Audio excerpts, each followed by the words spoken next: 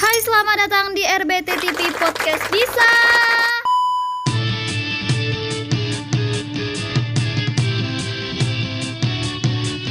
Hai guys, assalamualaikum warahmatullahi wabarakatuh. Nah, sahabat RBT TV, saat ini Jeng Didi berada di sekolah, yaitu di SMA N7, SMA Negeri 7, Kabupaten Bengkulu Tengah. Nah, ini tepatnya di Jalan Desa Batu Beriang, Kecamatan Pematang 3. Nah, untuk lebih lanjutnya kita bakal ngobrol-ngobrol dengan kepala sekolah dan salah satu siswa yang berprestasi. Jadi ikutin terus.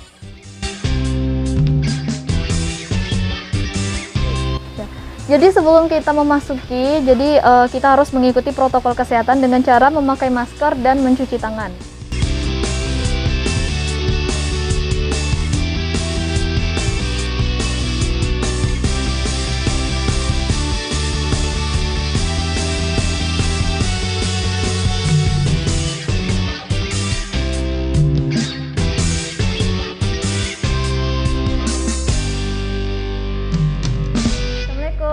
Waalaikumsalam, masuk. Assalamualaikum Pak. Waalaikumsalam. Dari mana nih? Dari Harian Rakyat Benteng Pak. Wah, Harian Rakyat Benteng. Iya. Pak, Ya, ada yang saya bantu, Mbak. kami mau minta waktu Bapak untuk berbincang-bincang masalah kegiatan belajar mengajar ya Pak. Ya boleh Pak? Oh, silakan dengan senang hati. Iya. Nah, jadi sahabat RBT TV, Bapaknya udah ngizinin buat kita bincang-bincang santai. Jadi tetap simak channel RBT TV. Coba. Hai, selamat datang sahabat RBT TV. Saat ini Jeng Dini berada di sekolah SMA N7. Nah, sebelah saya sudah ada salah satu siswa yang berprestasi di SMA 7. Itu namanya Febriansyah, kelas 11 IPA. Benar ya, Dek ya? Nah, saat ini kesibukannya apa? Kalau untuk Kan kesibukan di luar atau di luar sampai ke sekolah waktu KBM terbaru kan? untuk kesibukan sih enggak juga, karena kalau pas dari kemarin Ya. kan dikasih tugas-tugas tuh sama sekolah. Mm-mm. Jadi di rumah cuma itu masih ngerjain tugas. Kalau di luar sih enggak ada. Nggak ada ya. Jadi kalau di rumah bantuin orang tua apa fokus sama tugas sekolah aja? Waktu bantu orang tua itu mungkin pas hari liburnya. Dan juga saya bantu-bantu kerja lain. Orang tua kerja apa? Untuk ibu sama bapak kerja petani. Petani. Berarti orang tua petani ya. Selama waktu pandemi kemarin itu kan pasti kaget kan, karena Febri sendiri udah SMA, itu udah setahun ya kalau nggak salah ya. Iya. Waktu pandemi kemarin gimana? Libur dulu ataupun dari sekolahnya libur atau langsung belajar daring di rumah? Kalau waktu tahun kemarin langsung daring ya. Langsung daring. Langsung daring. Nggak ada libur. Nggak ada libur. Liburnya pas ini aja, pas Waktu pertama kali ya. pertama kali. Itu waktu daring itu ada kendala apa? Sinyal. Sinyal ya di sini. Sinyal sama kota. Soalnya bantuan dari ini nggak ada. Kemarin ada dari ini kan dari pemerintah. Cuma itu. Tapi kalau untuk kendala sih sinyal. Soalnya sih sering mati lampu. Kalau mati lampu kan langsung aja sinyal. Berarti kendalanya waktu daring sinyal sama lampu kuota internet ya. Terus berarti sama ya keluhannya sama teman-teman yang lain berarti ya. Sama. Febri sendiri tinggal di mana? Kalau di sini Di Pematang Tiga. Pematang 3. Berarti dekat daerah sini juga apa gimana? Nggak jauh juga, sekarang 5 kiloan. 5 kiloan. Tapi pakai motor, Ya. nggak jalan kaki. Jadi ini ya, apa namanya? Jarak nggak memutuskan untuk mencari ilmu ya. Cita-cita sendiri apa nih? Apalagi udah SMA nih kelas 11 kan, bentar lagi berarti kelas 3 SMA ya. Apalagi Febriansyah ini jurusan IPA. Kenapa ngambil IPA?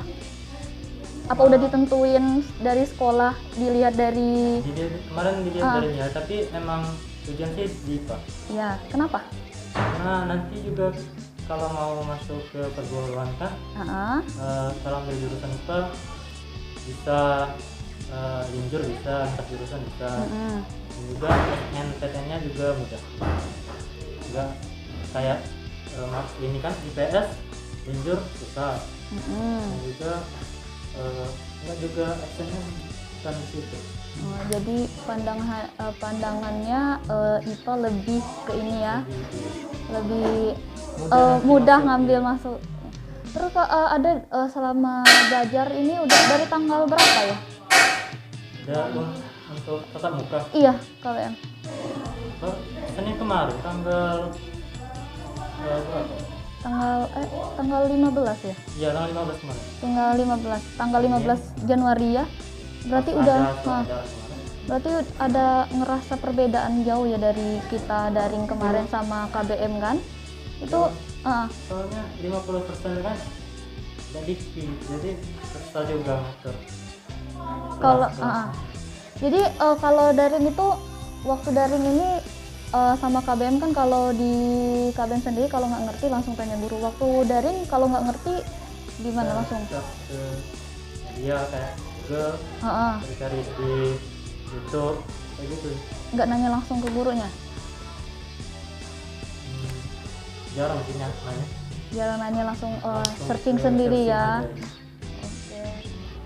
Nah, berbicara tentang tadi cita-citanya sama proses belajarnya, itu mempertahankan juara, apalagi waktu COVID. Dari kelas berapa kemarin dapat juara umum kan? Iya.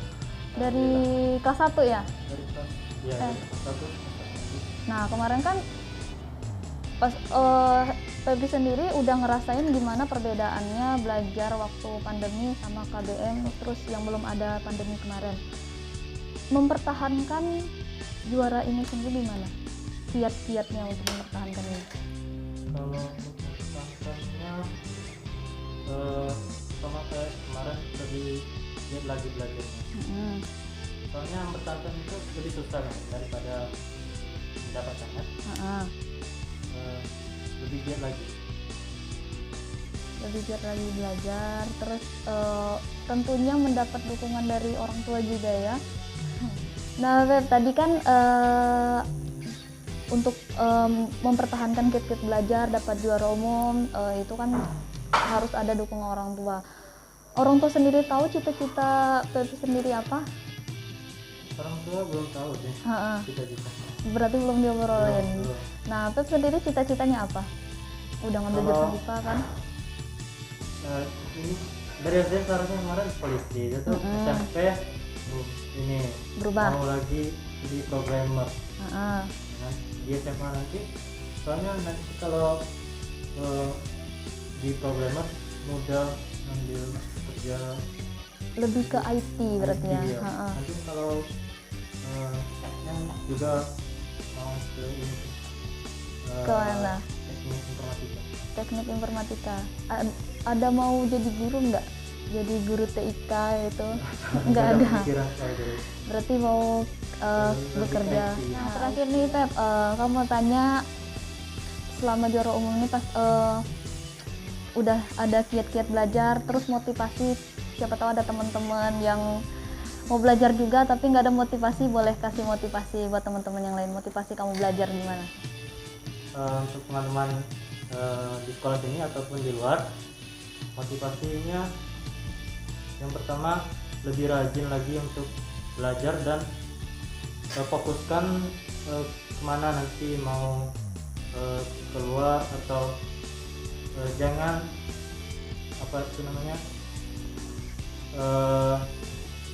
berpikiran kalau kita itu nggak bisa sukses. Harus lebih rajin lagi. Makasih atas info motivasinya buat teman-teman. Makasih juga kakak udah nanya-nanya Febriansa. Nah, sahabat RBT TV, saat ini Jeng Dini sudah di samping Jeng Dini ini udah ada pahlawan tanpa tanda jasa ya Pak ya, yaitu Kepala Sekolah SMA 7, Bapak Aprianto. Nah Pak, apa kabar Pak hari ini? Alhamdulillah baik. Bu ini. Sehat ya Pak ya, pandemi sekarang. Kesibukan apa Pak sekarang ini? Ya kesibukan seperti biasa. Sebagai pimpinan buat satuan pendidikan SMA Negeri 7 Bulu Tengah. Jadi kita memimpin sekolah ini. Kita berusaha yang terbaik untuk kemajuan SMA Negeri 7 Bulu Tengah. Ya. Saat ini kan karena angka terpaparnya COVID-19 ini kan udah nggak ada kemajuan lagi ya Pak ya. Jadi nggak ada bertambah lagi. Jadi KBM sistem kegiatan belajar mengajar sudah diperbolehkan ya Pak ya. Kalau dari SMA 7 itu dari tanggal 15 kemarin ya Pak boleh masuk tetap muka lagi. Yang pertama kita patut mensyukuri kebijakan pemerintah pusat dengan adanya vaksin COVID-19 yang telah dilaksanakan oleh sebagian warga, terutama tenaga kesehatan. Alhamdulillah sekarang ini COVID-19 semakin menurun. Iya Pak. Semoga kita semua terhindar dari COVID-19 ini. Ya, Kemudian terkait dengan pertanyaan Mbak tadi, bahwa kegiatan belajar mengajar di SMA Negeri 7 Bulu Tengah ini sesuai dengan surat edaran dari Gubernur diturunkan oleh Kepala Dinas Dikbud Provinsi, kemudian diturunkan lagi ke cabang dinas wilayah 8 Karang Tinggi, terus masuk ke satuan pendidikan. Jadi dari surat edaran itu bahwa kegiatan belajar mengajar sudah boleh dimulai tanggal 15 Januari kemarin. Akan tetapi sebelumnya tidak boleh sesuai dengan surat edarannya. Jadi mulai tanggal 15 kemarin kami sudah melaksanakan kegiatan itu. Seperti itu Pak. Jadi waktu tanggal 15 ini ada persiapan nggak Pak di sekolah-sekolah atau dari Sapras ya Pak yang namanya Pak? Itu gimana di sekolah Pak? Kebetulan Sapras terkait dengan kegiatan belajar mengajar masih dalam pandemi COVID-19 ini, kita sudah siapkan di tahun sebelumnya. Dari misalnya, 2020 ya Pak? Prokesnya sudah kita siapkan. Seperti tempat cuci tangan, artinya tempat cuci tangan itu dengan air yang mengalir. Jadi itu sudah kita siapkan di beberapa titik. Tahun kemarin itu ada 5 titik tempat cuci tangan. Kemudian awal tahun ini kita tambah 3, jadi ada 8 titik. Termasuk masker. Masker itu kita siapkan. Jadi di awal tahun 2021 ya. Tanggal 15 itu seluruh siswa itu kita bagi satu masker dari masker kesehatan seperti yang saya pakai ini. Termasuk untuk penyemprotan disinfektan itu juga kita siapkan. Hand sanitizer juga kita siapkan. Saya kira sudah memenuhi standar untuk kegiatan belajar mengajar di masa pandemi ini. Kalau untuk penyemprotannya Pak, waktunya kapan aja Pak? Penyemprotan disinfektan? Iya, kalau berkaitan dengan penyemprotan ini, kalau untuk SMA Negeri 7 Bulu Tengah, penyemprotan itu dilakukan ketika jam belajar atau KBM selesai. Karena kami hampir setiap hari itu biasanya tatap muka. Jadi dari jam setengah 8 sampai jam 12 itu tatap muka. Setelah kegiatan itu baru ada penyemprotan. Tapi penyemprotannya itu tidak setiap hari, seminggu 1 kali atau 2 kali. Seminggu maksimal seminggu 2 kali ya Pak? 2 kali. Untuk proses ini Pak, siswa masuk ke sekolah dari pengecekan suhu atau cuci tangan dulu gimana Pak? Untuk masuk sekolahnya? Oh iya. Ada guru piket juga di depan? Ya, jadi menindaklanjuti surat edaran itu kita buat surat tindak lanjut dari sekolah. Jadi ada itu lengkap untuk kegiatan belajar mengajar, guru piket ada, jadi kita juga ada termogan. Jadi ada guru piket tersendiri untuk mengecek suhu tubuh siswa atau guru yang datang ke sekolah. Jadi siswa-siswi masuk dicek suhu, cuci tangan ya Pak ya. Betul. Terus harus mewajibkan memakai masker ya Pak. Betul. ini Pak, kelas kalau dilihat tadi kan 6 kelas ya Pak ya, dari 6 rombol bukan? 6 kelas dari kelas 1 sampai kelas 3. IPA IPS ya Pak ya, ini apa jurusannya. Itu Pak, kalau dilihat tadi ada pakai shift. Itu pembagian shiftnya gimana Pak?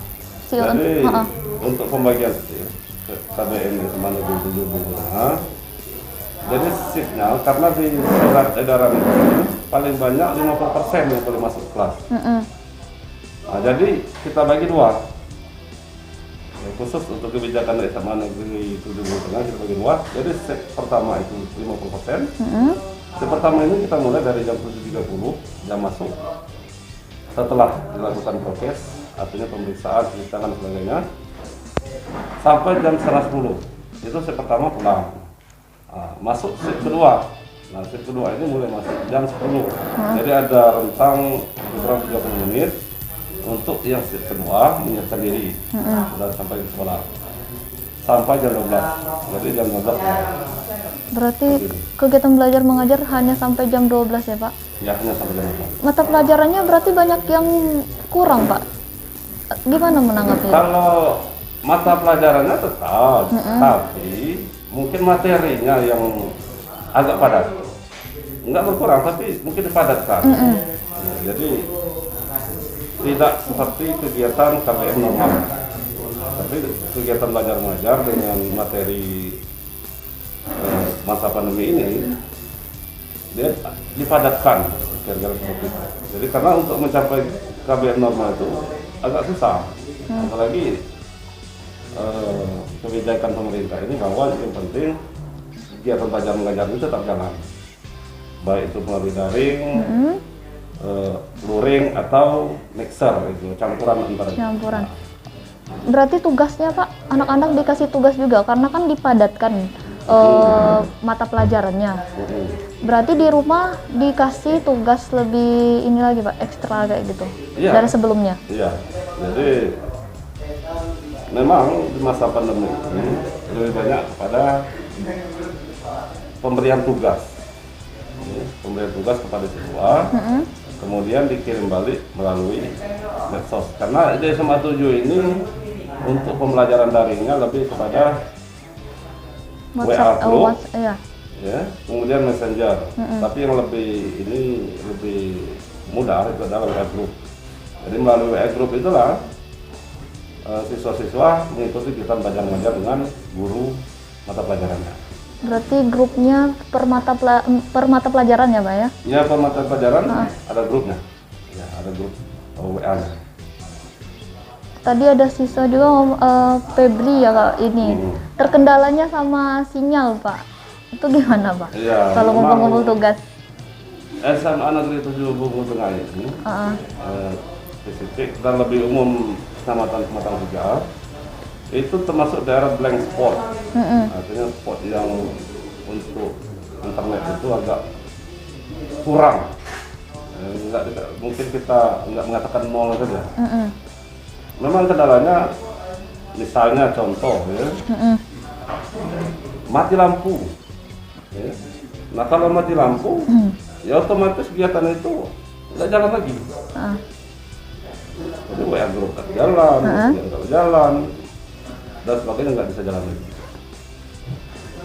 Satu. Yang kedua, ini berkaitan dengan oke lah listrik hidup, HP ada, kuota nggak ada, enggak juga bisa jalan.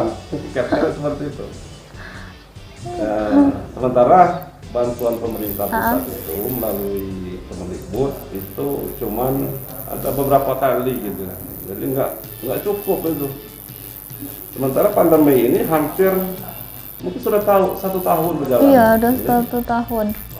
Ya mudah-mudahan kita ambil hikmahnya saja dari COVID ini. Mungkin yang tadinya siswa-siswi atau guru-guru yang tidak melek terhadap teknologi, otomatis harus belajar teknologi karena mau tak mau belajar daring. Ini ya Pak ya, melatih kreativitas guru ya Pak ya. Nah ngomong-ngomong tadi kan pandemi ya Pak, COVID. Berarti dari tahun lalu ya Pak, dari 2020. Nah Bapak menanggapinya adanya kurikulum darurat dari Kemendikbud gimana Pak? Itu kan kaget kan Pak, bencana alam non alam kayak gitu. Itu gimana Pak?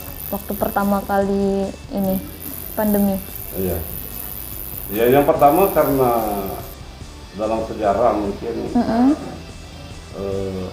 pandemi ini, COVID-19 ini mungkin baru pertama kali dan sedemikian dahsyatnya.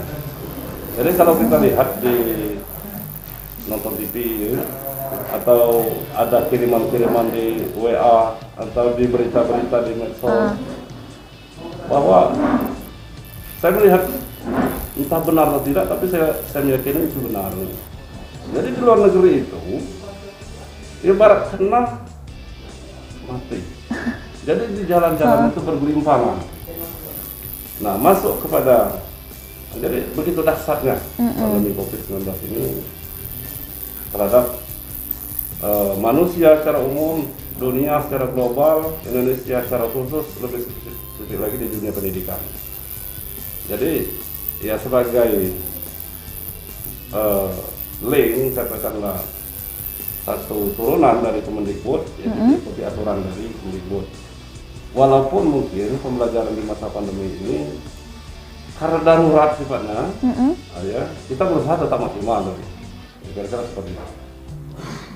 Ini Pak, apa waktu itu langsung daring ya Pak ya? Udah tuh masuk lagi Pak, ada nggak Pak? Udah berapa bulan daring, masuk lagi, tapi sebelum yang 2021 ini, tahun 2020 kemarin sempat masuk sekolah lagi nggak Pak? Yang pertama kita laksanakan daring, ada sekitar mungkin paling maksimal 2 bulan dulu. 2 bulan. Tapi terus terang saja saya mengakui bahwa daring itu dengan efek kejut dari pandemi COVID-19 ini tidak berjalan. Karena sarana prasarananya kita belum siap. Ya jangankan siswa, mungkin guru juga banyak yang punya kuota.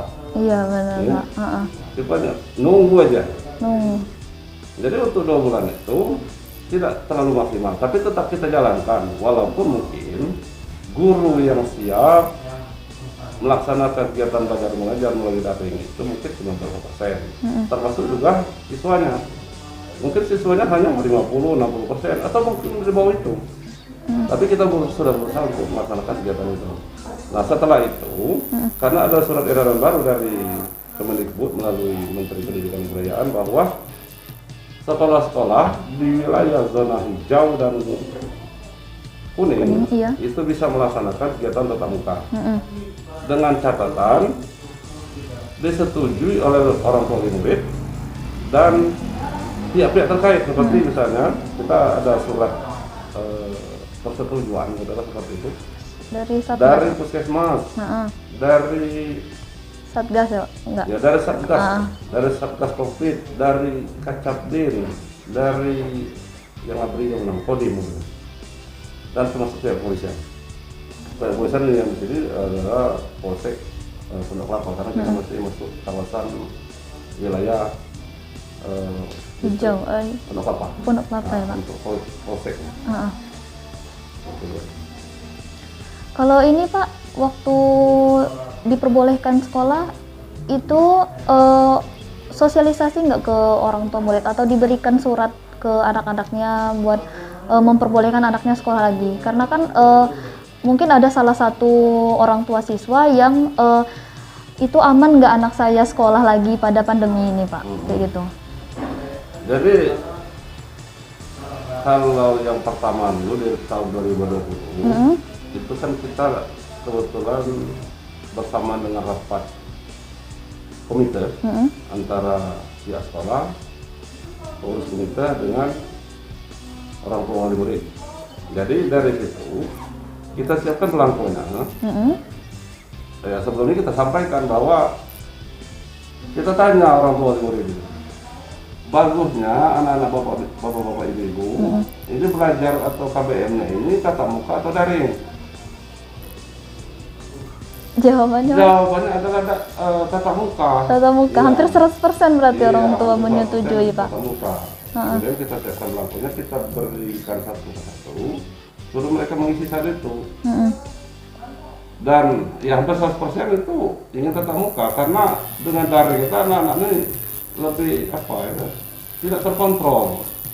pembentukan karakter juga ya Iya, Pak ya kalau. pembentukan karakter juga, karena nggak ada guru yang bisa mengontrol mereka. Kalau mungkin kita semua tahu kalau balik dengan kita sebagai siswa misalnya belajar di rumah, orang tua nggak mampu untuk mengontrol kita untuk bertindak tegas kepada anaknya, lebih kepada rasa sayang berlebihan yang membuat disiplin itu tidak berjalan di rumah.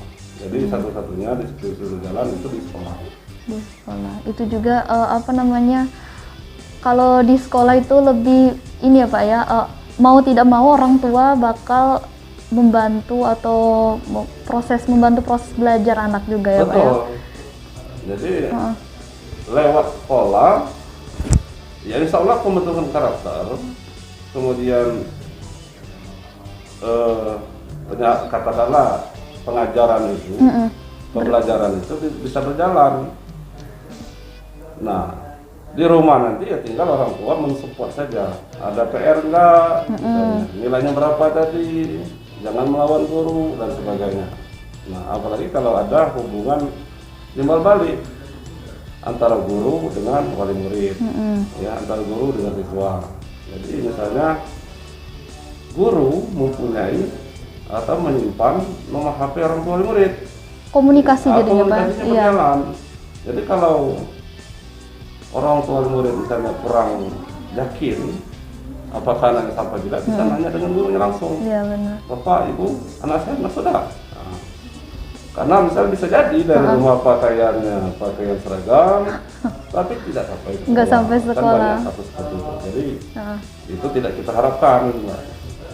Sampai sekarang udah ada Pak komunikasi antara orang tua sama guru, orang tua kedua ya Pak jatuhnya kalau di Iya, sekolah ya Pak. iya. Itu ada Pak pengamatan Bapak sendiri.